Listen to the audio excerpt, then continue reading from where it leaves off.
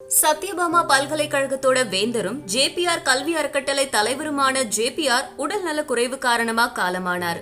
அவருடைய மறைவுக்கு அரசியல் தலைவர்கள், சினிமா பிரபலங்கள், கல்வித்துறை அதிகாரிகள், பொதுமக்கள்னு பலர் இரங்கல் தெரிவிச்சிருக்காங்க.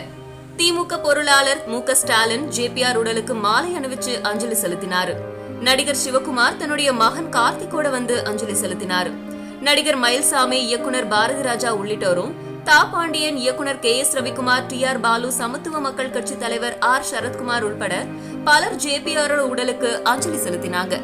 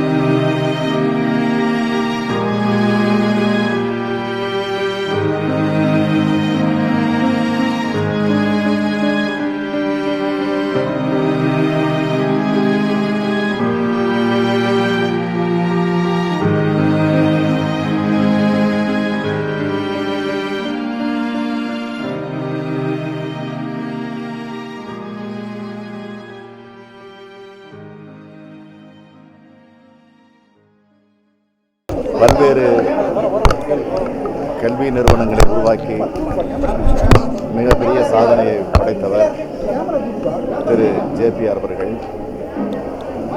அது மட்டுமல்ல, மறைந்த எம்ஜிஆர் அவர்களோடு நெருங்கி பழகி சட்ட மேலவையினுடைய கொறடாவாகவும் பணியாற்றி, அதைத் தொடர்ந்து தமிழகத்தினுடைய குடிநீர் வடிகால் வாரியத்தினுடைய தலைவராக இருந்து பல்வேறு பணிகளை ஆற்றியிருக்கக்கூடியவர். அவருடைய திடீர் இந்த மறைவு ஒரு பெரிய இழப்பாக அமைந்திருக்கிறது. அவரை இழந்து வாடிக்கொண்டிருக்கக்கூடிய அவருடைய குடும்பத்தாருக்கு, அவருடைய சுற்றத்தாருக்கு என்னுடைய ஆழ்ந்த இரங்கலை திராவிட முன்னேற்றக் கழகத்தின் சார்பில், குறிப்பாக தலைவர் கலைஞர் அவர்களின் சார்பில் நான் தெரிவித்துக் கொள்கிறேன். அவர் எம்ஜிஆர் அவர்களுடைய தலைமையில் நகர குடிநீர் திட்டத்தில் மிகப்பெரிய சென்னைக்கு பஞ்சம் ஏற்பட்ட காலத்தில் அவருடைய ஆற்றல் ஒவ்வொரு துறையிலும் சென்று மெட்ரோ வாட்டர் போர்டு என்பதில் மிகப்பெரிய அளவிற்கு ஒரு முத்திரை பதித்தவர். எனவே அவருடைய ஆற்றலை பாராட்டாதவர்கள் யாருமே கிடையாது. நாங்கள் நேரிலே சென்று அந்த காலத்திலே பாராட்டி மகிழ்ந்திருக்கிறோம். யாரிடமும் எங்களை போன்றவரிடத்திலெல்லாம் மிகுந்த அன்போடு மரியாதையோடு பழகக்கூடியவர். அவர் பழைய நினைவுகளை என்றைக்கும் மறந்ததே இல்லை. அப்படிப்பட்ட இவர் இன்றைக்கு திடீரென்று நம்மிடமிருந்து பறிக்கப்பட்டது. தந்தை பெரியார் அவர்கள் அடிக்கடி சொல்வதைப் போல இயற்கையின் கோணல் புத்தி என்று சொல்லுவார்கள். அதுபோன்ற ஒரு சூழ்நிலையில் இன்னொரு ஜேபிஆர் வருவது என்பது கடினம் என்றாலும் இந்த நிறுவனத்தில் பல ஜேபிஆர்களை உருவாக்கி தருவார்கள். அவருடைய நினைவு சின்னமாக இந்த நிறுவனம் நிலைத்து இருக்கும். இந்த நிறுவனங்களிலே படித்து வெளியேறி பயன்பெறக்கூடிய மாணவர்கள் உள்ளத்திலே ஏற்படக்கூடிய ஒளி என்றைக்கும் ஜேபிஆர் வாழுகிறார் என்பதை நிரூபிக்கும். நன்றி, வணக்கம். பேரன்பிற்குரிய ஜேபிஆர் அவர்கள் மறைந்தது என்பது தாங்க முடியாத ஒரு அதிர்ச்சி செய்தியாக கிட்டியது. எதிர்பாராத நேரத்தில் எதிர்பாராமல் வந்திருக்கிற செய்தி. அவர் மீனவர் சமூகத்திலே பிறந்தவர், அந்த குப்பத்திலே பிறந்தவர், படிப்பதற்கு அதிகமான வாய்ப்பை பெறாதவர் என்று சொன்னதோடு முதலாக என்னை அறிமுகம் செய்தவர்கள் அவரை ஒரு முரடர், மகா கோபக்காரர், யாருக்கும் கட்டுப்படாதவர் என்ற அடைமொழிகளோடு தான் எனக்கு அறிமுகம் செய்தார்.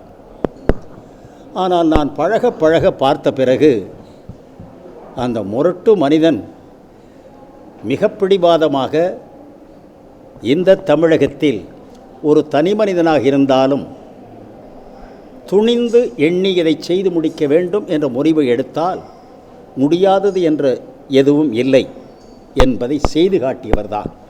அவர் மீது ஒரு அநியாயமான ஒரு வழக்கு போடப்பட்டு முட்டத்திலே பிணை கைதியாக விடுதலை பெற்றிருந்தபோது நான் கன்னியாகுமரி மாவட்டத்திற்கு போயிருந்த காரணத்தால் அங்கேயும் போய் அவரை பார்த்துவிட்டு அந்த முட்டத்தை பார்க்க போனேன்.